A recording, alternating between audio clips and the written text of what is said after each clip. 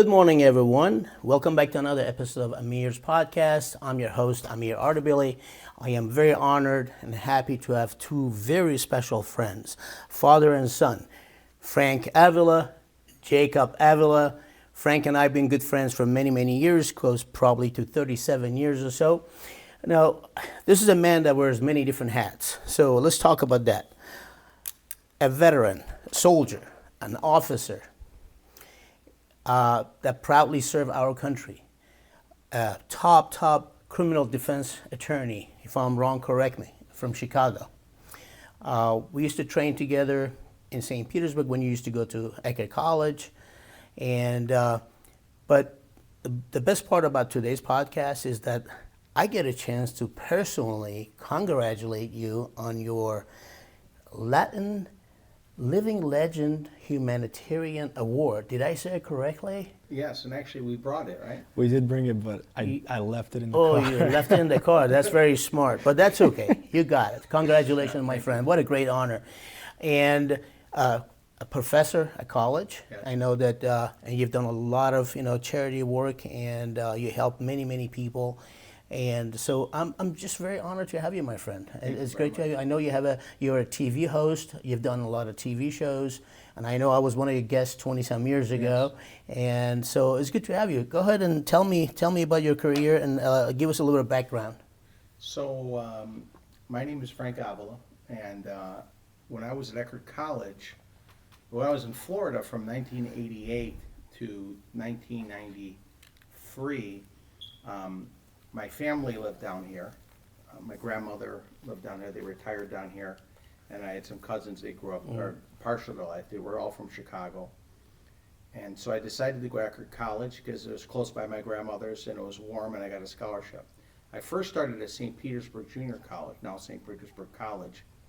And luckily I had a 4.0 and I got a three-year Army ROTC scholarship and an academic scholarship from Eckerd. And I met you around 1988. If you remember, it was on Pasadena. Body Dynamics. Body It was Dynamics, the gym yeah. over there. One of our good friends, Pete Strait, owned it, and Rich Manzioni was the manager. I Yes, remember. and so my cousin would go there, and he brought me with him. My cousin was older, as you know. He went to the CIA, and he grew up in his older years here. And I remember my other cousin asked him, "What are you going to do with your life?" And he said, "Oh, I'm going to be on the beach," because he worked at the Don Cesar and he worked at a restaurant and he enjoyed his life and he liked girls a lot. And so he said, "No, we took him to the Marine recruiting station." Then he joined the Marines, and after the Marines, he was a St. Pete Beach cop when they still had they had their own police force, St. Petersburg Beach Police Force. And then the CIA recruited him because of his experience with the Marines. And then he was in the CIA for a while. So he was my older cousin, he took me to Body Dynamics. And I was kind of skinny and a little smaller. So I would see you train there on Friday nights. And I would see you there once in a while. And I met Richie, and Richie told me, "Oh, come to this class." So I came to class a couple times. But I didn't start going consistently until my roommate in 1990 was Timur Maksume. Oh, yeah. And I told him about this class, and he said, "Let's go." And we went. It was a very intense workout, like a very incredible workout. And it was you and Sensei Izzo, Louis Izzo, and Sensei Izzo, and you were doing the class, and you were the main teacher. And then we just never stopped. I remember we never missed a class.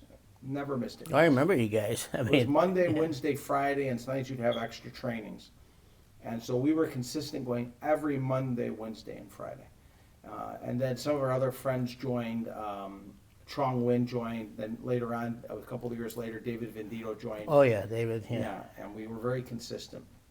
And then I went up to Chicago for a little bit, so I missed a little bit, but then I came back and I trained again because I was at the University of Chicago. And so I got my degree from Eckerd. Then I moved back to Chicago, but we always stayed in contact. I was very good, tried to stay in contact. The problem was your training was so good, it was hard to join another school.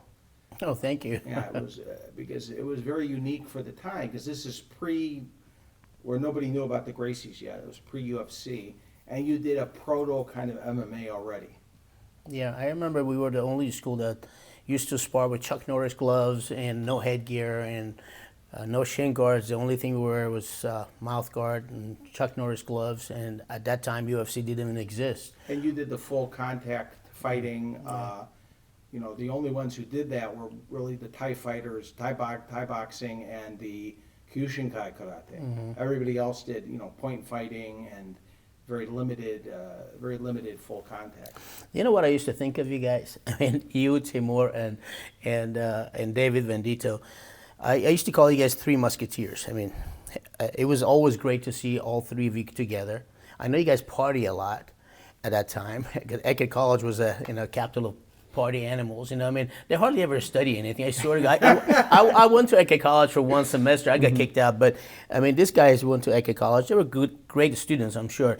But I always thought something is going to happen. You're either going to go to jail, you guys, or you're going to end up being successful. Which, thank God, every one of you guys became very successful. You're a lawyer, and Timur is a great businessman. David is a businessman, owns a restaurant, I know. But great days. I remember we had such great time, except you guys always got into fights and you were always in trouble and used to come to class and brag about it. Now we wonder why this guy gets into trouble. He gets it from his dad. But thankfully, you are a very respected businessman and a successful lawyer in Chicago, and I'm glad you keep track of this guy now.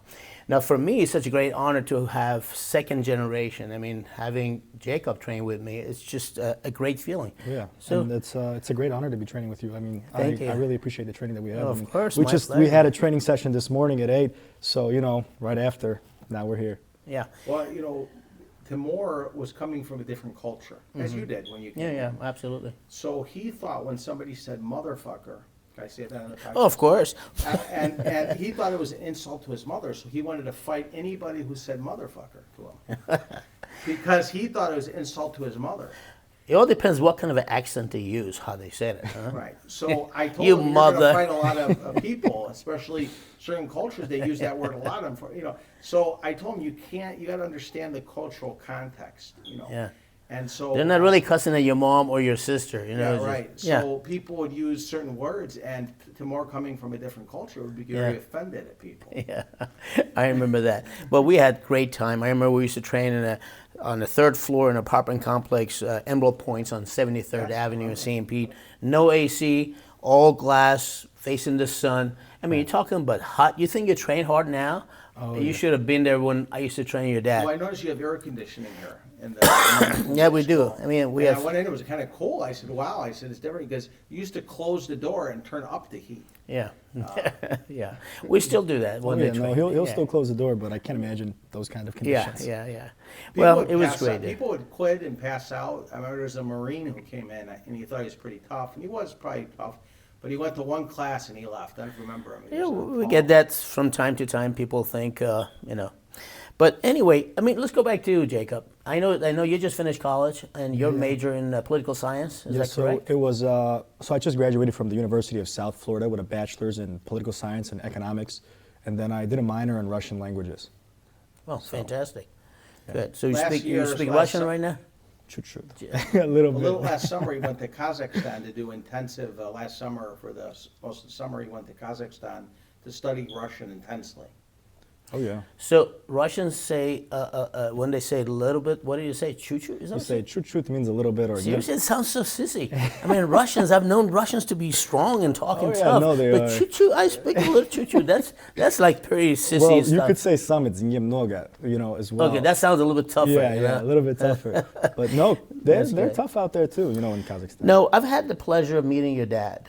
Yes. Your whole family. I mean, your sister, your mom, your son. I mean, your daughter. I haven't met your daughter. I haven't met your daughter. But however, I've met your father. I know your father was involved in politics, in city politics, and as a commissioner. Could you tell us a little bit about that? My dad was a civil and structural engineer. Well, he still is, and he was a surveyor. And he had a business for a long time, about 30 years. That was where I first worked. And since I was 5, I held the rod. We do surveying, and he did construction management, civil engineering, consulting engineering, CAD CAM, traffic counting. So he did a variety of things with the business. And so it was a natural fit to be part of what's called the Water Reclamation District in Chicago, what was called the Sanitary District. Ironically, that was his first job as an engineer. And it's a civil engineering wonder of the world, which is a treatment of wastewater. So it's the largest consolidated in the world. So when we have water, of course, when we flush the toilet, it has to go somewhere. So he would treat the wastewater.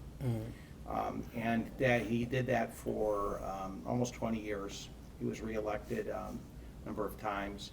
He was the top vote-getter in 2008 in the history of the office, percentage and number-wise. And he was, got a lot of awards for it. He took the job very seriously. He's very good at it. We're very proud of him. He's 87 now in very good health. Thank God. He watches his diet. He exercises. Wasn't a fighter, but he was always did exercise. And when he was younger, he played soccer and things like that.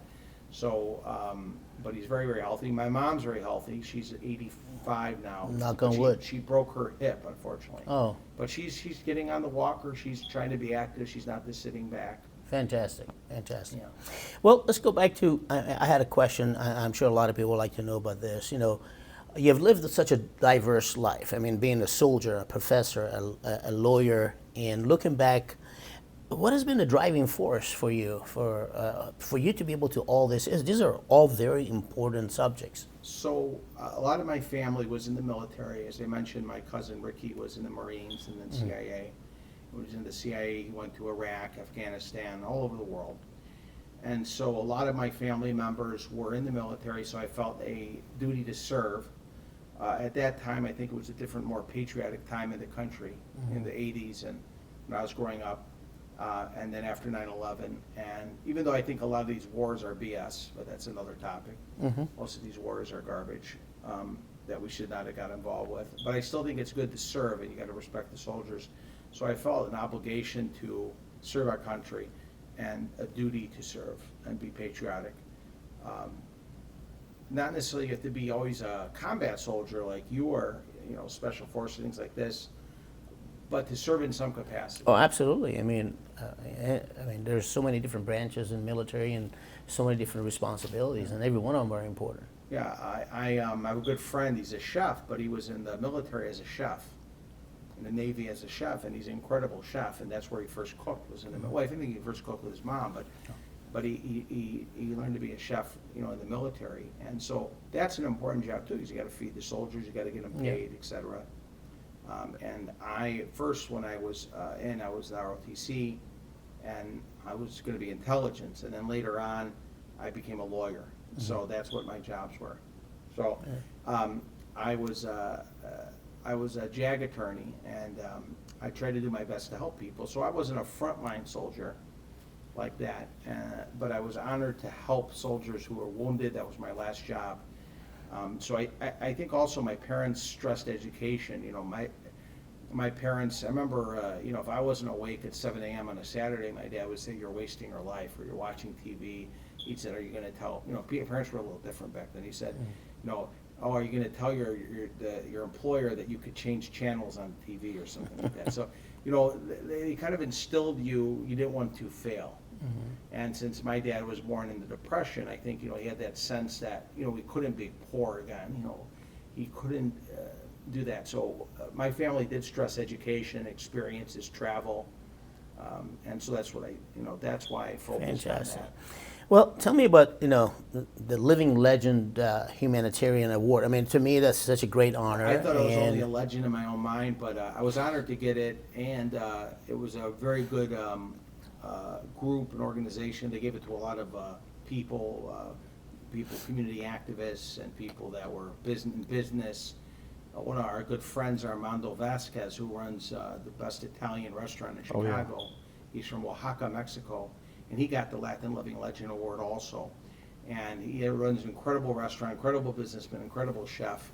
And then a lot of musical acts got it because Chicago's underground scene, they gave also the awards to not just people who are Latino or Latin or Hispanic, but also to white, Caucasian, and African Americans and others, because they had contributed to the Latino culture and to the that. So a lot of them were involved with music, because Chicago is known for the underground music scene, house music, dance music, mixtapes, even a lot of the Hispanic music. Chicago is very well known that. So a lot of people, a lot of DJs, musicians got awards because they were at the forefront of a lot of the musical movements that came all over the country. Florida was always a little bit behind on the music scene, actually, but that was fine because I like older music too. But if it was something happened in New York, then Chicago would get it, and maybe LA would get it first, and Chicago might get it next, but then everywhere else in the country would get it after that. But Chicago had a big underground music scene, so a lot of musicians and DJs got the awards also. Fantastic. Well, it's a great honor. I'm glad that I'm sitting with you and talking about this. I personally feel like because since I've known you for so long, when I heard the news, I was extremely proud, as if I was getting the award. I felt good about it.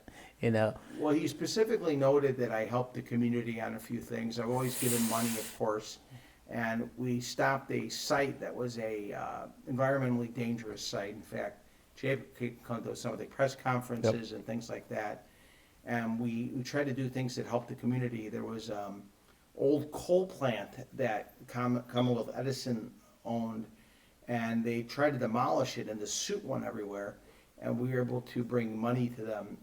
It was terrible what happened. They did the demolition incorrectly. The whole neighborhood was covered in soot, and it's a primarily immigrant Mexican-American neighborhood, working neighborhood, minority neighborhood, and the neighborhood was covered in soot, and we sued, and we got some money, and we did a good job there. Fantastic. You must be so proud, to have such a great father with so much accomplishment. Is that right? Oh yeah, and it's an I honor know to you be love working him with very as much. well. So I know you're planning to go to law school. Is that Yes. right? So you're going to follow the footsteps of your dad. Oh yeah, I mean it's some big steps to fill, but I feel confident that I'm I'll be sure you able can. to follow. Is a young father, so you have a good relationship, and I'm sure he's always going to be there for you to help you out. So I'm happy to know. Now, I feel great because I got a chance to train both of you. Yep. And I consider him one of my best friends, him and Timur, and I'm very, very fortunate to have him in my life. Now, I'm sure you're a very proud father. I know that you came last Battle of Tampa Bay because he's competing also. He's a fighter, and you came here and you watch him fight. He had his first victory, but he's getting ready to fight again. How do you feel about that?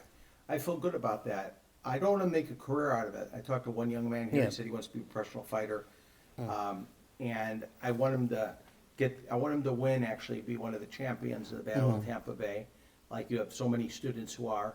Since you started the Battle of Tampa Bay after I left, but I actually came back to some of your Battle of Tampa. Yeah, I remember. Bays. Yeah, you I even did the commentated, commentator of the fight. Yeah. commentating for the fights, and it's really grown over the years too. Oh yeah. And you have students now that went to other places, have students, and they're coming to fight too. Absolutely. Absolutely. Yes. And your students really dominated too. I mean, we work hard. And there are a lot of good coaches in this town. I mean, we have a lot of good fighters, a lot of good coaches. In this Battle of Tampa Bay, I have the honor of having Master David Bybee, who's a 3 times world champion, Eric Marshall, 5 times as an amateur and twice as a professional. And there are many coaches that they're coming from different parts of Florida. And Florida has some of the best MMA fighters and amateur fighters and professional fighters. So I am glad. I'm very, very glad that they're going to be part of my show, and they have always been supportive of the Battle of Tampa Bay. Yeah. So let's I like how it has MMA, kickboxing, boxing. So you have a diverse range of things. Yes. And a diverse range of ages. There's kids who fight. There's adults who fight. There's older people who fight. I was impressed by one of your students, Brandon, who's 42 years old. yeah, Yeah. and he dominated the MMA match. Oh, he did amazing. I mean, he fought somebody who could have been his son, and I mean, being able to go at age 42 and dominate the fight the way he did, it was fantastic. And his ground fighting skills are phenomenal. Yeah, he did great. We were really, really proud of him, in the last Battle of Tampa Bay. Going back to you, Frank, you've done so much in your life, and at least I was able to mention a few of them. What message do you have for the younger generation, the people that is coming after us? if you were to give a few word of advice to your son or to any younger fighters or viewers? Well, in some ways, things are easier because you have so much technology, you have so many things. Chat GPT, none of that existed to do papers or do things. But I Yeah. guess there's a way you could find out. So be careful, kids. And so there's so many more tools, so much more information. Wikipedia, Chat GPT, other AI formats, and so it makes life easier. But I think in a way we had it better because we didn't have phones, right? So I think that the kids need to get off the phones, off the social media, and get into the real world. Not just be an armchair warrior, a keyboard warrior, but to be a warrior. Now you don't have to be a warrior just in fighting. I wasn't necessarily the best fighter. I tried my best, and I feel I was good. But I'm a warrior in law. When I go into the courtroom, when I put on my suit, I feel like I'm putting on my armor, like a knight. And I go to battle in a sense to help people, to win their case. And he's been with me in many of the trials, assisting me. You came to the Battle of Tampa Bay with your baddest suit I've ever seen in your classes, and people are telling me, "Who is this gangster?" I said, "No, he's one of the top lawyers. He's a great guy." Yeah. You know? Well, I And, like wearing sunglasses. I don't wear them today, but I like wearing sunglasses. I like wearing a suit. I know in Florida, you don't dress fancy, right? You know, Yeah. at the class, but Timur always dressed nicer. David always, because David never liked the way I dressed because he was from Italy, Yeah. and he lived in Milan, and Yeah. which was the capital of. He would hate when I wear like jeans. 'Cause, Yeah. when I was younger, I didn't always dress. But as a lawyer, I have to dress in a suit, and I actually learned a lot about clothes from Timur and David being from Europe and from Yeah, the Middle absolutely. East. Yeah, absolutely. Well, guys, I cannot tell you how happy I am. Thank you so much. I know you flew all the way from Chicago just to be part of the podcast, and that to me means a lot. I really appreciate it. And thank you, Jacob. Good luck with the Battle of Tampa Bay. course. Anything Thank you you, want to say thank to you. the viewers or the people? Well, Battle of Tampa Bay is coming up soon, November 8th. I think all of you guys got to buy your tickets soon, and it's going to be a war. All the fights are. So make sure you're gonna be there. great. Let me say one more thing, is that I think one thing that your academy and you as a teacher, as a coach or Sifu, sensei, master, give. When I first came, I was not as big as my son. I was a smaller guy, skinnier guy. Well, you were a good boxer. I enjoyed watching you. Yeah, I boxed when I was younger, but it gives you confidence. And I saw this kid, Rob, when I first met him, he was younger, Oh, yeah. 14, 15. Yeah. And you gave him an award for but he was kind of shy. He was more, he didn't have the confidence. I just saw No. him fight today. He had far more confidence. He's bigger now. He got a little stockier, a little stronger, I could tell. But he's fighting with more confidence. He was very shy, so when I first came, I was scared of everything because you had Fernando, he just hit you for no reason. You had Sensei Louis, he God was bless this his big, soul, yeah. big guy. And so you're a little scared when you first come in to see these guys. But then you get that confidence. And so it's not that you're going to win every fight or be a champion, every person cannot be, but you're going to get that confidence and you're going to be physically fit. If you come here, better than you've ever been in anything you've ever done. I agree. See, martial arts is not only about fighting or competition. People don't understand that only 2% of the martial arts population really get a chance to compete. And out of that 2%, 0.001% get a chance to go to something to the level of UFC. So yeah, that is all great, and I'm proud that I have a lot of my fighters gone very far, become world champions. But you know what? Martial arts does by far more than just teaching you how to kick and punch. I mean, we always say there's a triangle of martial arts: mind, body, and the spirit. These three elements teaches a lot to the kids, especially younger generation. I try to always tell the parents, don't stop. This is not a seasonal sport. We play basketball, we play football, we play soccer. We don't play martial arts. We practice martial arts. And that is something that I try to always teach them. Anyway, we're going to wrap it up. Thank you so much for being here. It was a great honor to have you, my friend. Thanks for being here, buddy. I look forward to seeing you fight again. Yes, sir. And as for our viewers, thank you so much for joining us again. Please tune in, check our website, amiracademy.com. Go to YouTube channel, please, and subscribe to our channel. And you could also watch us or listen to us on Spotify. Thank you, guys. God bless. Have a wonderful weekend, everyone. Love you guys. Bye. God bless. Thank you. All right.